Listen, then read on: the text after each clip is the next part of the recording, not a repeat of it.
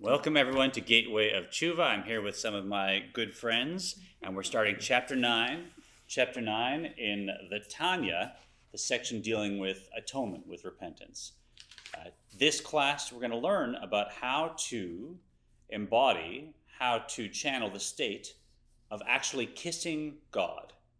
Kissing God. So there's a state that Kabbalah describes, which is just like if you were to kiss your partner, kiss someone wonderful in your life, kiss a grandparent, that connection, that cleaving of spirit to spirit, there is a level of chuva, a level of atonement that can get us to that state where our soul is actually in a state of kissing God, of having that closeness. So we're going to start this chapter, and you'll learn what that entails and how you and I can achieve or at least aim for that state. Before we begin Chapter 9, I want to just touch on something that we learned last class, but we didn't delve into, that I think is beautiful and speaks to you. So that's going to start with Chapter 8, page 264 in our book, and this line that talks about how the Vav is the child of Yud-He, or Bina. It's a little mysterious. So to give background, we spent several months already learning about this lower level of chuva tata, lower chuva, and that involves, as we learned, committing that I will never do the sin again earnestly, obviously apologizing to anyone that I've hurt, and then committing I'll never do the sin again, apologizing to God, and then two different types of meditations that get me out of myself, that can make the coating or the wall around my heart more supple, more permeable, and that will allow me to have lower level tshuva. And what that accomplishes is my soul is returned to what we called factory settings. It's returned to the way the soul was when I was first born into a little baby body. My soul did not have any issues. It was functioning perfectly. Obviously, it was going to grow and learn, but there was no blockages in terms of my connection to God. So I can return my soul to that state, that initial innocent state, as when I first came down into a body. And B, it has the effect of reconnecting the final He of God's four-letter name. Because when I sin, I can disconnect that name, as we've learned. And now by doing tshuva on the lower level, I reconnect the second, the lower He. So a beautiful thing to do, an important thing to do, and as we get closer to the high holidays, we'll all be working together to do that kind of work. And then we learned about this higher level of tshuva that was mentioned at the beginning, that the Zohar describes, that there's two levels of tshuva. And we said last week that what that higher level of tshuva was not just returning my soul to the level it was when it first came down, undisturbed, unblemished by any of my actions or thoughts or words. But in fact, there's a way to return the soul to the way it was before it even came down. Yes, the soul, when it first comes into a body, is innocent, is connected to God. It's a clear, undisturbed connection. But that very descent, as we said, has an effect, and makes me much less aware, much less flowing with the way my soul was before it came down, when it did not have to deal with physical sensations, it did not have to deal with physical drives, it did not have to deal with thinking through a physical brain.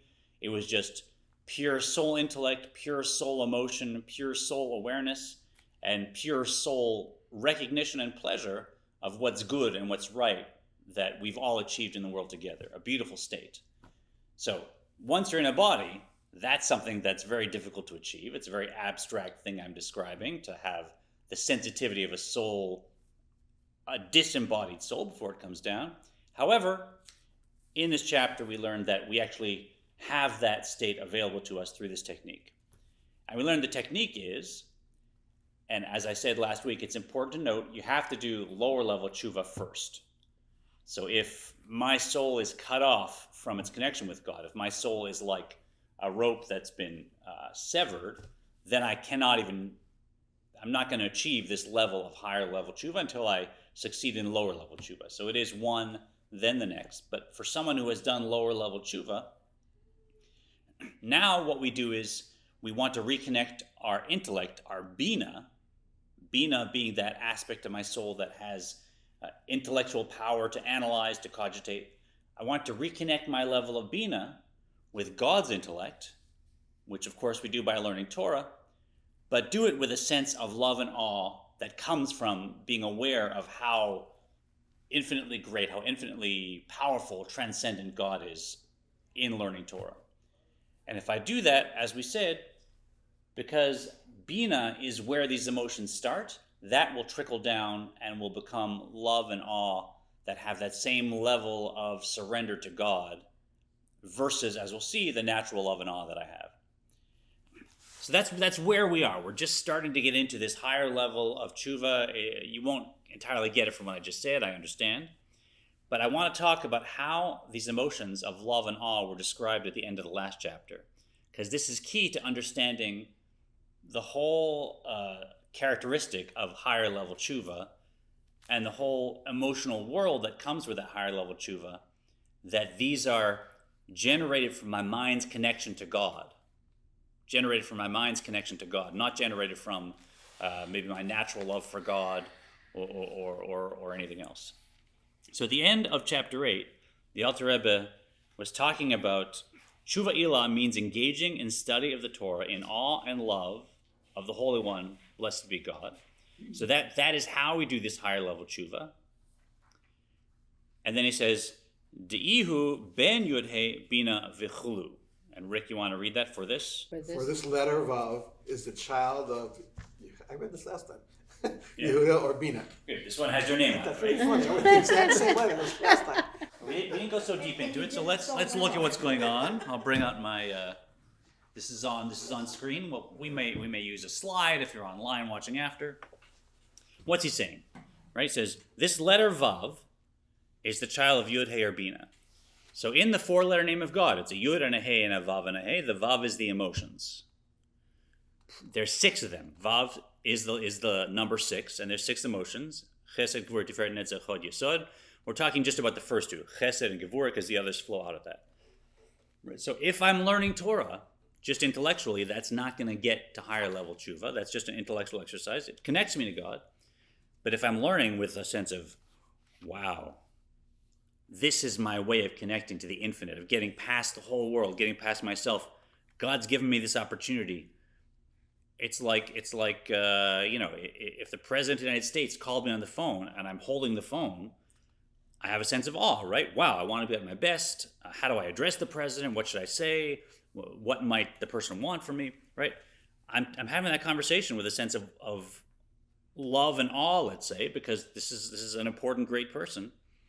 When we learn Torah, we're picking up the phone with a direct connection with God, lahavdil, right? God who's infinitely beyond even the greatest person who ever lived. So can I be aware of that? Can I have a sense of love and awe when I pick it up? That's the Vav that the Alter Rebbe is talking about. And then the Alter Rebbe says, this is a beautiful piece of Kabbalah, that letter Vav is the child of Yud, He, or Bina. And what he's saying is, if you look at the very word Bina, Beit, Yud, Nun, He, which means that second cognitive faculty of the soul, which can analyze, as I said, and you take the letters, and they like to rearrange and mix up and scramble and find new meanings in them, because the letters for us are direct channels to godliness, creative channels to godliness. So it's not just scrabble random stuff, like it always has meaning. Well, look, we got somebody already kvelling from this, wow. Like a Givaldic, yeah. Whoa. And so if you take the letters, you can rearrange it to spell Ben, which means child. And this is a Nun Sofit, for anyone that isn't sure. If you take a Nun written in the middle, when you put it on the end, you take that little tag and you just flip it down, because it's the end. So it's really anchors the end. So this Nun becomes this Nun. Same letter, this is just the final version, the Sofit. So Ben, child of Yud and He, Yud He. So what Bina means is Ben Yud He. And why do we call that? Why do we say that the emotions are the child of Yud He, so to speak? Because when I ponder something, when I think about something, those emotions that flow out of that intellectual process, they are infused with that initial intellectual process, right? if I just love something naturally, I love breathing. No one has to explain to me. And for some reason I can't breathe. My thought is like, I have to breathe. Suddenly I'll be aware that I love breathing. But that's not my thought generating a love for breathing. That's my thought reminding me, oi, got to breathe, Smolash, right? Or if you're not breathing because you're nervous and suddenly you think, oh, I should breathe. How nice, right? But I'm not creating that emotion. I'm just using intellect to leverage an existing emotion, as we'll see later. In this case, when we're doing higher level tshuva, we want the emotions to actually flow directly out of Bina and to be Ben Yud He, to be the child of the Yud and the He, Yud and the He being the first two letters of God's name. And then that Vav, that emotional world that I'm feeling, is directly flowing out of the Yud and the He. What that means in me is I've studied Torah. I found some concept in Torah that I'm going deeply into with my intellect. Now I'm generating emotions. As we learned back in Likutei Amarim, I'm generating emotions. Those emotions will have a very different quality than emotions that just exist in me naturally. Why? Because intellect has a different quality than emotions. As we said last week, intellect gets you out of yourself. Intellect is connecting with a higher truth that's outside of me, right? 2 + 2 = 4. That's not something in me, that's not connected to me, that's not my feeling.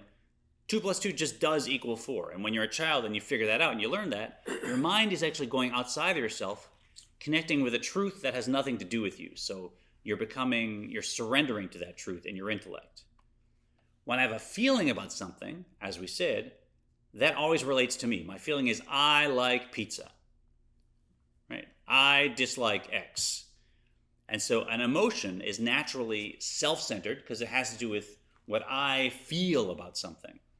So what we're doing is we're taking the ability of the intellect to surrender to something greater outside myself, and then I'm generating emotions from that intellect, and those emotions have with them an infusion, let's call it, of egolessness, of the ability to connect to something outside ourselves. And that's why that love and that awe, that actually can be in that state of kissing God, be in that state of being a soul outside a body, because it's outside of me. It's connecting to something greater than me, to God. I got in a little more explanation than I wanted to, but I just wanted to get that Ben Yud He, that Bina, is actually where the emotions flow out of, and you want the emotions to be a child of Bina. And the image the Alter Rebbe will use is it's like a mother bird crouching over its chicks to protect them. That it's always there on top of them, it's protecting them, it's sheltering them, it's feeding them. And the emotions that come out of this kind of contemplation are like chicks that Bina, the mother, is crouching over to protect, and they have a different quality. Questions about this? You have the kind of nod where I feel like I confused everybody, so congratulations to me. When you talked about the Vav as stretching down and, reaching, a lower, bringing ideas down, I think that coincides with what you're saying. Absolutely. Very, very related. But if you look at my markers over there, if I take this Yud and I want to stretch it down so I can use it, I basically lengthen the Yud, and that becomes a Vav. So we could spend several years learning about the quality of each letter and how they really are dynamic functions in the creative process and the psychological process and the spiritual process. But here, Bina Ben Yud He, and let's begin chapter 9. ובאר העניין, כמו שכתוב בזוהר הקדוש ותיקונים בכמה מקומות. Go ahead, Eleanor. The explanation of this subject, which levels of love and fear are related to the upper hay, is as discussed frequently in the Zohar and Tikkunim. Yeah, so there's many levels of love and fear, as we learned at length in Likutei Amarim, the different types of fear and qualities. Divina ihi chuva ilah. That Bina is the higher level of Teshuva. So you're saying, now we've done lower level chuva, now we want to reconnect to God in a different way, right? As one of the Chabad Rebbes said at the end of Yom Kippur, his son-in-law asked him, what do we do now? Or his son asked him, and he said, now we can start real chuva. We can really start in earnest to do chuva. Because there is a level of chuva that's not associated with, now, in your basic sense, repairing the blemishes done by a sin. This is a higher level of chuva that really is about connecting to God at a pure soul level, and it's associated with tremendous joy. So that now we start with this, and that comes from Bina. Here we want to focus our intellect of our soul capacity on some Torah subject with love and awe, and that is described as v'ha'em rovetzet al ha'efrochim v'chulu. The mother crouching over the chicks. So here's the image. If a mother bird laid eggs and then had little chicks, the mother bird is always feeding them, is always taking care of them, is keeping them warm, is right over them, taking care of them, and the chicks are never without the attention of their mother. And so these emotions that come from this intense focused learning with love and awe, the mother Bina is always taking care of, tending, and guiding the emotions that develop from it, to keep them connected to Bina and to give them that quality of bitul, of selflessness. Dehayinu, she'al yedei shemitbonen b'gdulat Hashem b'hamakat hadat. One ought to meditate profoundly and with concentration on the greatness of God. And here again, if you've been learning with us for a while, you see that although you might skip over these words as just a quality of how you should learn, learn seriously, these really are meditative directions. Meditative directions. Hamakat hadat means with the absolute depths of focus. Dat is the ability to focus, like in the martial arts, like in karate, like in Zen meditation. We want to have a very powerful aspect of focus. And now we want to go deeply into it. So I'm not just focusing like start my clock, 20 minutes of focusing on the letter Aleph, and if I manage to keep it in my mind, that's success. That's fine. But now you go deep in, you say, okay, what details are emerging here? Is my mind full of the Aleph? What's the upper Yud? What's the lower Yud? What's the number value of Aleph? How does it relate to the rest of the words? And your mind starts to fill with more and more details, creating a multifaceted picture, and we want to enter into it. And then that starts to generate emotions of awe and love. And so we want to go deeper, deeper, deeper to the extent of our ability, right? So we're talking about not just focus like that's what I paid attention to. We're talking about focus of I'm going deeply into the subject, and that will affect me. And as we said, when we contemplate on Torah and generate this love and awe, the midot, the emotions we're developing, will be bittul dike. They'll have a sense of bittul because they're coming from the intellect, and that's the key distinction. Umolid meruach binato dechilur chimu sichlim. And through his comprehension, arouse a sense of intellectual awe and love. And so I am learning Torah, and I'm learning maybe some halacha, as we'll see, and it says, I should only speak in such or such a way to my father, right? So there's a whole list of rules about honoring a parent and how you should address your mother or your father and exactly how to do it. So here I am. I'm learning some halacha about how to maybe treat my parents. I could learn it intellectually. So now I know it. Look at me, good. I could learn it with a sense of, okay, this is what I have to do because Jesus and God says so, and this is a good thing. So I'm learning this so that I can do it. That's also good, right? I want to have a sense of, I want to be, I'm forgetting the word, but pious, in my own way. But here I'm saying I'm learning with a sense of love and awe. Wow, the creator of the universe is taking the time to express to me, a little speck on this planet, how I should treat that other speck on the planet that is my parent.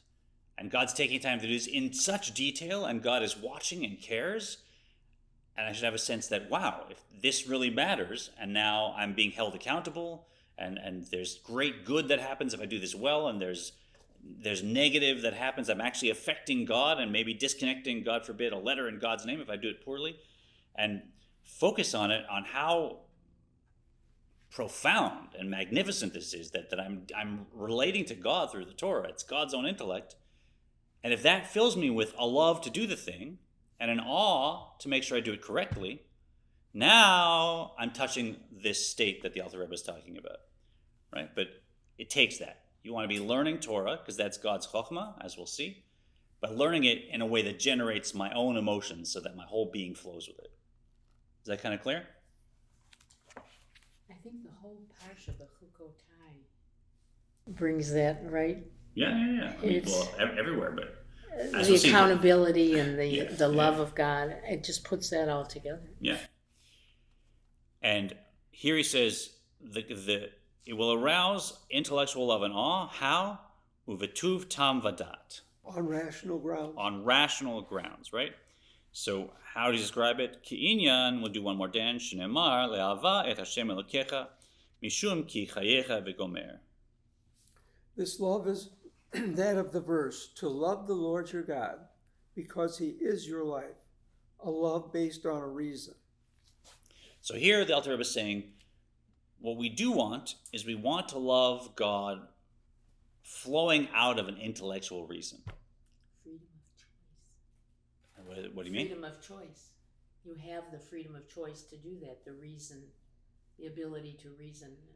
Yeah. I agree. It involves freedom of choice. Yeah. But the key here is not so much the choice as the power of that intellect, right? That once I meditate on a rational reason why I should love God, now that creates emotions. Those emotions have a different quality than, as we'll see, an innate love, right? I have a comment. Yeah. The example you gave a little bit earlier was about concentrating on the letter Aleph and then going deeper into the meaning and everything. And that just went way over my head because I don't have a knowledge of the Hebrew alphabet. So what came to me is I have to pick something in Judaism that has meaning to me and concentrate on that. 100%, exactly, Eleanor. So I picked one out of endless examples of what one might meditate on. One should meditate on something one has learned and is familiar with. So if the Hebrew letters is not your thing, then don't meditate on the Hebrew letters. But this is not like other systems where there's you have to start with this and then move to this. So whatever I've been learning and whatever I feel is going to be most effective as a meditation, I can meditate on that.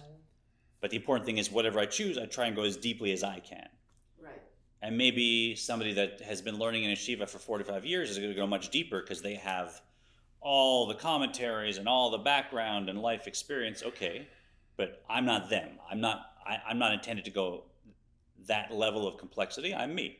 So wherever I'm at now with that topic, I want to go as deeply as I can, and that will create my own emotions, which is the key here. Right. V'lo dai lo be- The letter Aleph is 26 is the one. Yeah, so there's the numbers. Just in Aleph, you go off in every direction, and you can meditate for hours and go deeper. And someone like me, Aleph looks like an X. That's it. Okay. V'lo dai lo be'ava tivit hamisoteret levad v'chulu. He will not be content with the endowed latent love alone. All right. So here we're making a distinction. If you were with us through chapters 25 of Likutei Amarim, we learned about a path of meditation called the short, long way. And that was understanding that every Jewish person has within them a natural, latent love of God so strong they would actually give their life up to not be separated from God. And we have a technique we used where we could leverage that love, even if I don't become a fiery zealot who's willing to give up my life. I can say to myself, I know that I would, so how much easier is it to pass on this pleasure I shouldn't be engaging in? How much easier is it to just get up and do this good thing? That's much easier than giving up my life, so why am I being such a jlob? Let me get up and do it, right? Or not do it. That natural love is the opposite of what we're talking about here. That's for a different purpose.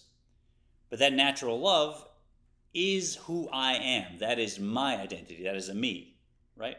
My soul is a piece of God. My soul is connected to God. It's a very holy part of my soul. It's a wonderful part of my soul, and we use it at times as needed. But that's me. That's my truest identity, is that I am a piece of God, an extension of God, so to speak. And when I recognize that, because I'm faced with something that will really cut me off, I say, bow down to this idol or I'll kill you. Suddenly that love awakens, but that's me awakening. So that's not me getting out of myself. That's not me connecting with something where I'm nullified. That's actually my identity. It's who I am. To do this higher level tshuva, everything has to be surrendered to God, right? In a way that intellect is able to connect to something outside myself. So those emotions, they're actually the very opposite. That is me awakening, my real me awakening. What I want to do here is I want to generate emotions that Bina is guiding, taking care of, and infusing with a level of egolessness. And that will create a different flow where the person can completely reflect what God is, as we'll see in every aspect of their being. So the opposite of that latent love. And not just love, v'chein b'yira v'fachad. Go ahead, Rick. So too with fear and terror of God. Or busha v'chulu kanoda. Keep going. Or shame as is known. I know you hate fear. You hate these words in English. Is that what you're looking at me? No. Okay. We've gotten used to them. Yeah, we've got used to them. So anyone at home, if fear and terror and shame are a problem for you, instead of shame, I like to use, what's the embarrassment, right? Some people translate busha as embarrassment, that, people would come to the Chabad Rebbe, the last Rebbe, and they'd have their hats low in videos because it was understood that one of the ways Chabad masters would look into a person's mind was by reading their foreheads. You have palm readers that can look at your palm and tell you what's going on. So the Chabad masters and the Hasidic masters, they could look at the forehead, and by whatever, they could see what's going on. So some people would come and they would just have their hat real low because they didn't want the Rebbe to see, really what's happening inside there. I doubt it worked. I'm sure that it was beyond that. But that's that sense that even at my best, I'm so, I don't meet the mark. I could be so much better. I'm so weak in so many ways. And then when I meet somebody that's so beyond me, I'm embarrassed. I don't open my mouth. This person is just so profound and so good and so everything that I wish I could be. And it's you could call it shame. That's not a nice word these days, but it's a sense of, who might have even opened my mouth in front of this person, right? That's the feeling that we might get when we're learning Torah, and we recognize now it's me and God connecting at the deepest level. So the two main ones are love and then awe. Love being I want to be close, and awe being I need to be careful that I do everything right. Azai nikret ha'em rovetzet al havrochim v'chulu. And this is a big image that we use a lot in Chassidus. This is termed. This is termed the mother crouching over the chicks. Bina has given birth and hovers over her offspring, the love and fear of God. This is where you get the Ben Yud He. So the offspring of Bina are the two emotions of love and awe. And we know this, right? When I really focus on something a lot, all the time, I get emotions about it, right? I bring up golf a lot. If you know any avid golf players and you just mention the game, they light up and they want to tell you about their last game and their new club and the new swing and what's happening on the pros, etc., etc. And there's a lot of emotion, right? They just love the game, right? And God forbid they have a bad game. It's there's a real awe there that they don't want to lower their game, right? They want to be on their game. Now that's golf. Have you seen the Robin Williams skit where he describes the invention of golf in his mind? Oh my God, just look it up. It's hilarious. He's describing this Scottish guy, describing this impossible game. I'm not dissing golf. Golf's an awesome game. But just check out that. It's so funny. It's, it's a game with a ball and a stick, right? But as humans, we can get so attached to things. It can mean so much to us. And it does improve people's lives. I'm not saying golf is not a wonderful thing. It is. But see how much emotion we can have over swinging a bat to a ball or throwing another type of ball or hitting another ball with a stick. We get so passionate. Why? Because we focused on it so much. Our Bina has spent all this time and we've reinforced, my team won, it's great. My team lost. Oh, they got to work harder. So that's an example of how Bina can contribute tremendous emotional value to an extraterrestrial coming down and watching the sport would say, what's relevant here? Why is it so important? You've played the same game 100 times this month and 1,000 times this year and last year and the year before, and it's just a different result each time. Like, what's engaging here? If they weren't in mind, we'd say, come on, it's baseball, it's golf. So we're going to use that phenomenon for our emotions that are engaged when we learn Torah with depth. We're going to say, okay, even though baseball, it's a fun thing, I want to watch it, golf, I want to go play, learning Torah maybe doesn't feel that way, it can get that way. We're going to sit and learn Torah with the understanding that when I focus in depth on Bina, that same quality of cheering for my team when they win the biggest trophy of the year, I can have that love for God and that feeling of, when my ball winds up in a sand trap in golf, the frustration I feel, I can have that same awe when it comes to my game of going through life as a Jewish person. V'hine, ikar hava hi itapkut rucha berucha. Ahava, the love of God, is primarily the cleaving of spirit to spirit. So now we're talking about love, and here we get to, as I said, the title of this section of the class, and that is how to get to a state where it's as if I'm kissing God, right? Lips to lips, kissing God in the most affectionate way. And that is, we describe as the cleaving of spirit to spirit. K'mo shekatuv, yishakeni min shikot pihu v'gomer. As the verse expresses it, he kisses me with the kisses of his mouth. So here this is from Song of Songs. Song of Songs reads like a love poem between a couple who's passionate and romantic. And it says, he kisses me with the kisses of his mouth.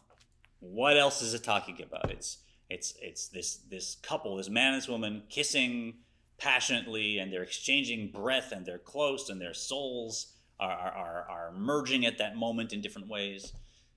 And, to take a step back, we often learn in the progressive community Song of Songs, which is this love poem, and we say, oh, it's funny that it was included in the Torah, and these quaint rabbis who are uncomfortable with this idea of human sexuality, they insist that it's a parable of the love of Israel for God and of God for Israel.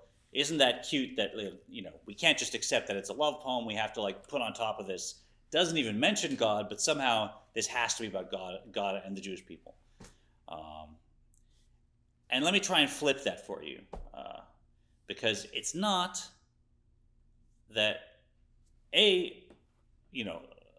traditional rabbis were very comfortable with the most, I'd even say, disgusting sexual language that they needed to use. If we see discussing the halakha of, God forbid, when a person's raped, or the halakha of what constitutes carnal union and what is and what isn't. I mean, they go as absolutely far as they need to go in terms of language. They have no problem describing anything, trust me, right? If you've read the sections I'm talking about, you know what I mean. So there's not prudishness that causes, scholars, Jewish scholars to say, this really is about the love between God and Israel. It's something else. And it's that we often think that the physical is the main thing, especially in Torah, and that also there's these other levels where the Torah is also talking about abstract, spiritual, or heavenly things. And in fact, Kabbalah sees it as the opposite. The Torah is describing godliness and spirituality, and the physicality is just sort of a hint at what the real meaning, what the Torah is really talking about. Right. So when I'm talking about, let me come up with just any good example. Well, let's use the one we're going to use. Right. I'm talking about giving tzedakah. All right, and the Torah may be talking about exactly what percentage of my wealth I'm obliged to give and how I give it and the different levels. And I'm really talking about the community. And if I write a check and I sign it anonymously, or it's deposited anonymously and the person receives it anonymously, that's a better form. And we're really talking about money. But that's hinting at a soul connection that's happening, and what's happening with the sfirot and what's happening in the spiritual worlds. That is the higher level reality that the actual physical reality is flowing out of. Right? And you can do that with any mitzvah, any subject. Yeah, we're thinking about a physical phenomenon, But it's not that the physical phenomenon is the central key component, the core of this, and the spiritual is an extra that we're adding on poetically, so to speak. No, the Torah is actually describing primarily the spiritual flow, and then the fact that this involves an animal or some money or a house or a boundary or a prayer shawl or whatever, that's actually just there to hint at the real meaning. So no wonder that when Song of Songs was included in the Torah, the rabbis weren't thinking, such a good book, we've had it for so long, I mean, it's kind of racy, so let's just say it's about God. No, it's not that at all. Everything in the Torah is about God and us. That's what it's all about. That's what flows out of, that's what it's expressing. The fact that that Song of Songs manifests as the love between a man and a woman, that is just hinting at the true reality it's talking about. So for Kabbalists, they're not afraid to talk about anything, and this really is how we look at it. And in particular, in Hasidus, a hug represents the physical relationship, right? When I hug someone, that's implied in that is the way I take care of them, the way I'm close to them, the way I'm responsible for them. That's a hug. A kiss is the higher level. A kiss, as you said, is lips touching and breath mingling with breath, and even, I guess, fluids mingling with fluids, right? Just our whole essence is joining, and it represents a joining of spirit with spirit, a joining of spirit with spirit. And when we do that with our partners, right, when we do that here in the physical, that is just a hint at what God wants and the desire God has and the desire our souls have to unite in this way. And that our souls and God's souls and God's essence can also share, join, and intermingle the way we do when we're kissing. That's the state of being, of kissing God with your soul. And we can achieve it through learning Torah, because as we learned in, was it chapter 5 of Likutei Amarim, that's the greatest union we can have. When we learn Torah, it's my chokhmah touching God's chokhmah, and they're joining, and my mind is surrounding God's chokhmah, and God's chokhmah is surrounding my mind, and it's the most wondrous unity, as we learned last week. And that can be that state of actually kissing God when we actually put those words on our lips, as we'll see. Make sense? I might have waxed a little poetic. Did I wax too long? Wax on, wax off. Wax till your heart's content. Okay. Wax, go ahead and wax.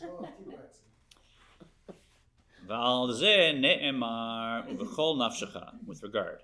With regard to this cleaving of spirit to spirit, the verse says that you shall love the Lord your God, with all your soul. Right, so this is ve'ahavta et Elohecha b'chol vavcha v'chol nafshecha, with all your soul. Usually means I love God so much that if I ever have to give my life up for something important, I will. Right? Like we said, if somebody says you have to go do one of the 3 mitzvahs that you have to give your life up to not do. Someone says go do this, I have to say no. I'll give my life up first. I have to surrender my soul. So that's the more literal meaning. But here the Alter Rebbe is bringing out a different aspect. The Alter Rebbe is saying, when you say with your nefesh, it means you have to love God with every aspect of your soul, which we now are familiar with. Right? If you've been learning with us, the soul has 3 levels, right? Nefesh, Ruach, Neshama, which correspond to neshama is intellect of the soul, Ruach is emotion of the soul, Nefesh connects to the physical, and there come 3 garments of the soul, which is thought, speech, and action. So we learned about the whole complex structure of the soul, and the Alter Rebbe is saying, when he says, V'chol nafshecha, it means you can't be loving God as an intellectual idea but not really feel it. And you can't be at this level of chuva ilah, higher level chuva, of uniting with God in that way, if, okay, I have emotions now, I like learning, and I dance, and I sing, and I love God, and I have awe of God, but then I go out and I do the most horrible things, or I say the most horrible things, or I let myself think over and over again the most inappropriate things, right? It has to reach all the way down to my thoughts, physical thoughts, my actual emotions, my speech, and my action. And when all of those are infused with this love of God that comes from learning Torah in depth, now b'chol nafshecha can really be said, because it's every aspect of my soul. I haven't left out speech, right? I don't learn Torah and have emotions and give lots of tzedakah, but then badmouth people, right? Whoa, don't I love God with my speech? If my speech is infused with this love of God, I'm never going to badmouth another human. Shehem kol chelkei hanefesh, sechel midot levushehem, machshava dibur maaseh ledavka kulan bo yitbarech. Which means that the love is to be so intense that all aspects of the soul, intellect and emotions, and their garbs of thought, speech, and deed are to be cleaved to God. And so what this is doing, getting myself back to the state of how my soul was before I came into a body, means that everything is just an extension of God, and it's clearly and obviously just an extension of God. I'm not saying that I'm God, God forbid, but my soul, the emotions that my soul feels, which we call the midot, those are all just reflecting and extending from what God feels. And that's different, by the way, than doing or feeling something because God says so, right? Yeah, I could work to have my mind, speech, and actions all do exactly what it says in the Torah, do good Jewish things. I'm doing it because it says in the Torah, God told me, and I'm a Beinoni, as we said, and I'm great. But I'm doing it because that's what God commanded me. That's different than I'm doing it because now those aspects of my soul are an extension of godliness. Right? So here we're talking about changing our identity such that every aspect of our soul is like when we were in heaven, and it was just, how could I do otherwise? It's such, the light from all this goodness from God is so glorious, and it's just coming through me, and there's no other option. That's just, I am an extension of that, right? It's a very different state. So it takes a lot of meditation and a lot of really focusing to get even my action, speech, and thought to be at that level.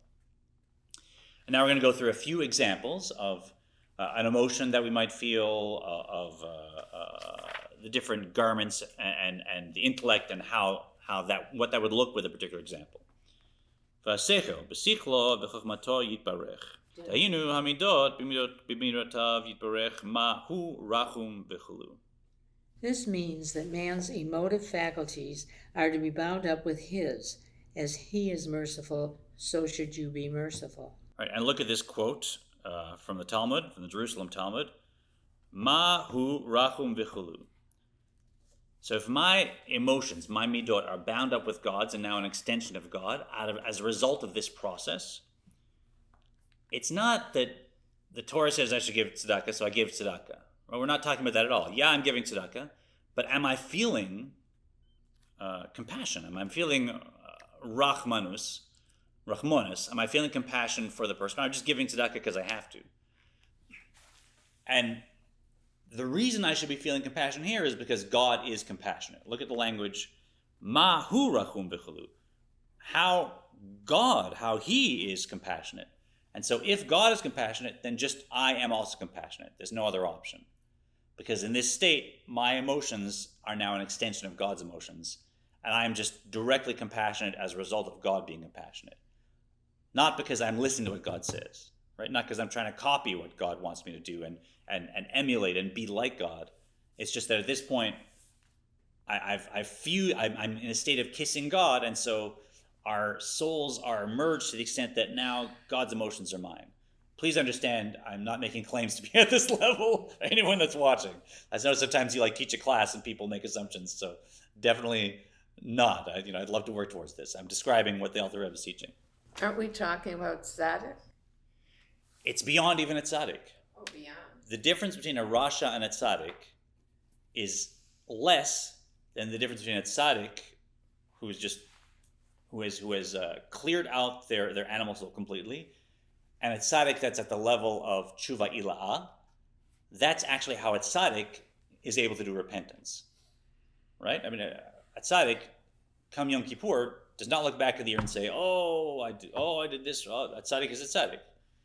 It's like if I look back on my day and it's like, I wish I hadn't opened up the garbage can and eaten all that rotten garbage in there. Like, that's horrible. I would never do that. Like that wasn't even like a concern that I had to avoid. It wasn't hard for me to not eat the garbage in my garbage can. I just would never do that. It's disgusting, right? So tzaddik is looking back on the year, and here I'm next to tzaddik. I'm like, I'm sorry I did this. I'm sorry I did that. And the tzaddik looks at me. Well, they're tzaddik, so they don't think this. But for a tzaddik, that wasn't a struggle. They had no urge to do anything wrong. They're a tzaddik, right? So Yom Kippur, what does lower level repentance have to do with the tzaddik? That's what I'm trying to say. But higher level repentance, a tzaddik needs to do. Oh. Higher level repentance. They don't live there? That's what I was They live as a person with two divine souls. So they just want to do good things. But have they actually sat down and learned Torah with this level, for them at this level, to the point where now their soul is like before they came down to a body? The difference between a tzaddik that hasn't done that and a tzaddik that has, I'll quote Tully Silverberg, who I watch his lessons to help prepare for this, is greater than the difference between a Rosh and a tzaddik. So yeah, this is how a tzaddik can do chuva and must do chuva. Even Moshe, this is like, how does Moshe do chuva, right? They don't walk around in that. That's what I was thinking. They walk around in the state of higher teshuva. It depends how well you've done it. But yeah, a tzaddik, if you've really done complete higher level chuva, now that's a person who, when they have a feeling, that's because that's the feeling God has about this. I say that very cautiously, because obviously if you think you're at this level and you have other urges that can really go sideways fast, right? So it's dangerous to think I'm at the level where if I have a thought, that's just an extension of God. Like that, be careful with this. But that's really the state this is aiming at. That is possible. If you genuinely have surrendered yourself and you're learning that much Torah in that depth, those emotions, and it affects you, now, yeah, a person could be walking around and they are really a reflection of God. And for those that describe having met, for instance, the last Chabad Rebbe, there's people that he spoke several words to them and it changed their life. Like this is a person, you really felt that this person was an extension of godliness in the highest way that a person is able to, and that had an impact. That had an impact on people. So yeah, it's not common. Well, my question was, has anybody ever achieved this? Yes. And the Alter Rabbi? Yeah. This is here for us to do. So people have achieved this, but it's not common. Lower level tshuva is a good thing, but higher level tshuva is available as a tool. And for us, we could do this on little micro doses, right? I mean, if I feel like I've gotten to a place where me with my lines, I'm in a good place. I've apologized to everybody. I've done my version of a lower level tshuva. We should definitely try this, because even if you fail, sitting and learning Torah with emotions is still a really good thing. So there's no negative. Okay, let's see if we can get through the section I want to. That means so too. Yeah, so that's the idea of the emotions, that I am in this state of having compassion just because God is compassionate and I'm an extension of that, not because I'm trying to imitate God. And what about intellect? So too, man's intellect adheres to God's intellect and wisdom. It's adhere to, and it's easier to see. Here we are, we're learning Torah. Every part of Torah, including the Tanya, every commentary, every piece of the Talmud, all that stuff, it's all God's Chokhmah. And here we are, my mind is somehow touching and connecting to God's Chokhmah, which should be infinitely beyond me. And that's, again, that level of kissing, where my soul and God's soul are merging. And, just like the breath of two people when they're kissing, their souls are meshing, my intellect can mesh with God's intellect when I learn Torah with these emotions. Hu iyun Torah d'oraita mechokhma nafka. This refers to the concentrated study of the Torah, for the Torah issues from wisdom. Right, so chokhmah, it means that I am first exposed to something. Chokhmah is that aha, right? A new solution, a new idea, a new concept.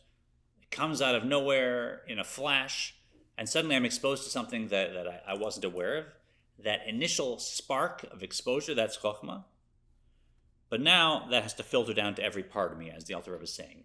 Every aspect of my soul needs to be infused with that. That will give me that ability to get out of myself and surrender such that those other parts of me can start to be an extension of God, as I say over and over, like my soul was before I came into a body. So this really is aiming for a very different level of tshuva. And you can see why it's associated with joy, because wow, it's, being aware of that closeness to God, that's a pleasure, that's a joy. And now we go to the garments of the soul. So intellect and emotion, those are the powers of the soul. That's internal to the soul. Then the soul has tools with which it expresses in the world, and that is physical thought. As we distinguish often, I have an ability to analyze or think, and then I have an actual thought I'm having. So if I say, picture a tree in your mind, that image of a tree in my mind, that's a physical thought. The ability to picture anything that I want, that capacity, that's seichel, that's the intellect of the soul. But what I'm actually thinking, my brain is actually firing and creating some image, some word, some thought, that's physical thought, that's a tool. That's a garment of the soul. You put it on, take it off. And speech is also a garment, and action is the third garment.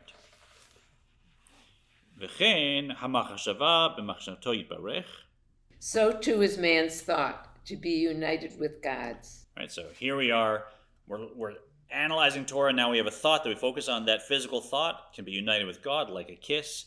V'dibur bidvar Hashem zo halacha.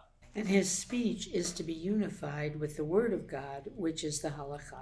Right, so here we are, we're actually talking the words of the Tanya, or we could be learning some halacha, he's saying in this case.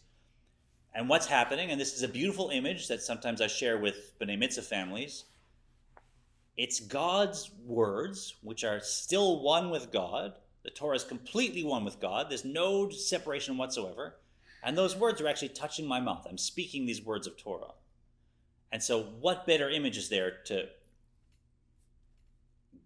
get to a place where it's like my soul is kissing God's soul than to recognize that this is God's words actually coming through, touching my lips, and that's this unity that my soul is merging with God's. Right? And if I'm learning, and in particular, this is about halacha. We're not getting into the details, but although all of Torah represents God's chokhmah, intellect, wisdom, and God's ratzon, God's will, it's halacha that actually is the best conduit for that. So strange as it seems, I'm learning about just the nuts and bolts of like what time you do this and how much you do this and how many amos this can be, like nuts and bolts halacha. That's actually the best vehicle for experiencing this state of kissing God and having God's words on your lips. It's the way to live. And don't think of it just law. Think of it as the way to live. The way to go. Yeah. I mean, God's will is primarily expressed when we actually do the thing, right? As someone came to I forget which Rebbe, and was saying they're a big master of charity. They give a lot of money. They give it anonymously. They're so happy they can do it. But they said, you know what? I feel like I'm not giving it in earnest. I'm not giving it in the best way. I feel like I'm missing. I'm a little egotistical and self-centered. I feel like I'm not doing it for real, right? And the Rebbe, or it might have been the Maggid Mizrich, answered, well, when the poor person eats the bowl of soup, he eats it for real. Right? And you might think it's just kind of a clever, repartee, but it's speaking to that deepest truth, which is, in the end, if I'm giving someone a bowl of soup or giving tzedakah because, I want to achieve a level and I'm trying to connect with God and all the rest, there's some me in there. In the end, the bowl of soup doesn't care about me. It's certainly the poor person doesn't care about me. They just want to be fed. And God's will is best expressed in that a hungry person is being fed, then all of my process in terms of like what level of tzedakah did I give, and how good am I really expressing an extension of God? Give the tzedakah, right? So that's a big part of the reason why it's halacha in particular, but you can do this with any Torah. Look at that. As in the passages which speak of the Torah, I have placed my word in your mouth. Right, so imagine this is God's words, and it's just touching. Udvarai asher samti beficha. And my words that I have placed in your mouth. So that's, to me, that's probably the most powerful image is we're learning Torah, and this is actually God kissing us here, and we have the feelings, and let that infuse our soul. And what about deeds? V'hamase hu maseh hatzdaka. Man's deeds shall likewise be united with his deeds through works of charity. And of course, he could just use any mitzvah to describe this. How is your action going to be an extension of godliness in this state of higher level chuva? Go do a mitzvah. But the Alter Rebbe says, no, it's through charity. In this case, the Alter Rebbe specifies. And why is that? Because that's really everything in our relationship with God. We don't even exist. The world doesn't exist. God is just God, like before creation, no change whatsoever. So what business does God have caring if I'm happy or sad or if I'm poor or rich? Why does God care to give me anything if I don't exist? Right? What a departure for God from God's identity, for God to be dealing with this world that's not even there from God's perspective. Right? So everything God does is charity. Everything God does is giving to the most needy, giving to a world that's not even there, a world that has nothing. And now God comes down and pays attention, says, here's some good things you should do, here's some things to avoid, I'm going to have some rewards and some punishment, I'm paying attention. All of that, it's like the wealthiest person in the world giving tremendous wealth to someone that has absolutely nothing and is broken and sick. The greatest charity you can give to uplift the lowest person is only a pale example of what it is when God pays any attention to us or does anything. It's all just God uplifting lowly nothings, right? So the Alter says, if you want to channel this level of tshuva ilah in action, tzedakah is the way to go, giving charity, especially to someone who needs it. Lehachayot ruach shfalim. To revive the spirit of the crestfallen. כמו שכתוב, כי ששת ימים עשה השם וגומר כנודע במקום אחר. As the verse states, for 6 days God wrought, as is explained elsewhere. So here, we think about the order of creation, and we think God's working, and God's sweating, and God's like, I got to get the bugs out, there's so many of them, and all the species of ants, and all the rest, and then, the water, and this, and making people. And then on Shabbat, and God's like, you're a child, and you're like, God's like, phew, so tired, I'm just going to rest down. God's like chilling and recovering, right? Obviously not, right? When we say Shavat v'nafash, it's not that God was tired. It's not that it took any energy. It's God returning back to God's self, right? God's going to state of rest. It says in the sources that it's a huge departure for God to create the worlds. It's like a king going out of the castle and just dealing with some incredibly mundane thing. Like imagine there's a king in a palace and they hear that there's like a well somewhere where the bucket is cracked. The king's like, okay, hold on. And gets up and leaves the throne, and the whole court's there like, we got a whole day of decisions to make here. We need a king here. And the king's like, hold on. Goes out and gets, whatever you need, tape or something, and mends the crack in this bucket and then comes back. And everybody's like, Your Highness, like what? You're the king. Like we could have sent anybody to fix that bucket. What do you, like it's beneath your level to go deal with this stuff. So all those acts of creation, for God, it was like that times infinity. Right? What business does God have coming down, creating a world that doesn't really exist, dealing with the details? Okay, this day I'll create this, and this, like I can't do it all at once. I got to do it in 6 days. Like, now you're going to create this and then this. You can create infinite anythings, and they don't matter, right? So God coming down was such a departure. And then on Shabbat, what happened is God now returned to God's own state. God's identity beyond the worlds, above the worlds don't exist, right? And that really describes that sense of everything God does to interact with the world is just tzedakah, is just elevating something that's so lowly, right? And this, v'zohi itdabkut derucha berucha betachlit hadvekut v'hayichud k'shhi mechamat ahava v'chulu. This is the cleaving of spirit to spirit, the ultimate attachment and union that result from love. So that is like when you're kissing your beloved, your husband, your wife, in a moment of real passion where you appreciate each other, and the breath is exchanging, and there's a sense you're just sort of one flow. There's not really two of you anymore.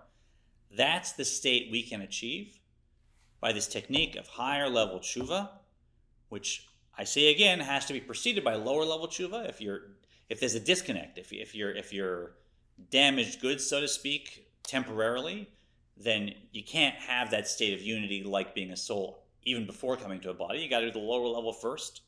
But then if you do the higher level, if you really learn with depth and challenge yourself until you create genuine emotions and let those flow into every aspect of your soul, now when I'm learning that Torah, I can have that state of higher level chuva, which is like kissing God with every aspect of my soul. And there you have it.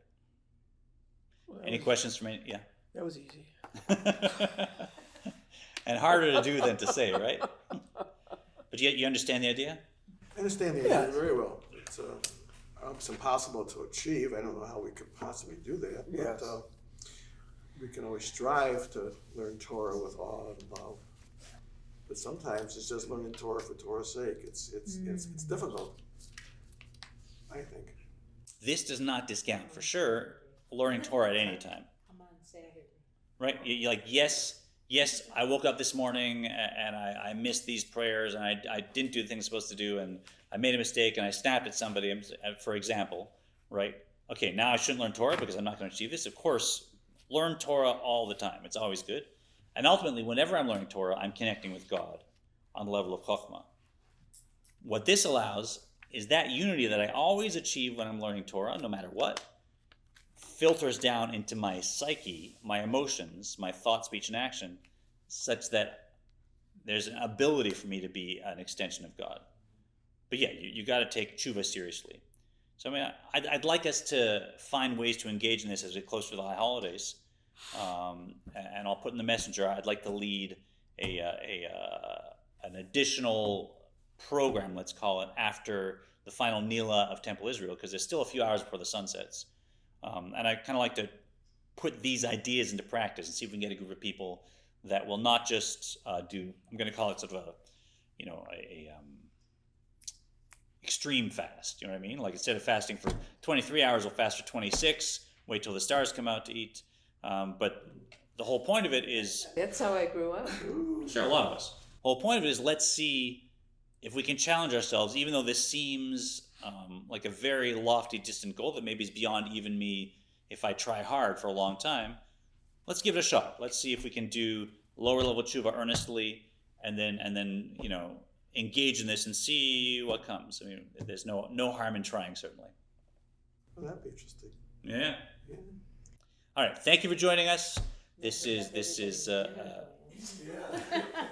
we didn't start till 8, 9 o'clock. Yeah. Oh, This is Gateway of Atonement. As you can see, if you'd like to join us here with our group in the mornings, email Maya at temple-israel.org. She'll give you the schedule. Thank you for joining us. I hope it's been a pleasure for you like it was for me.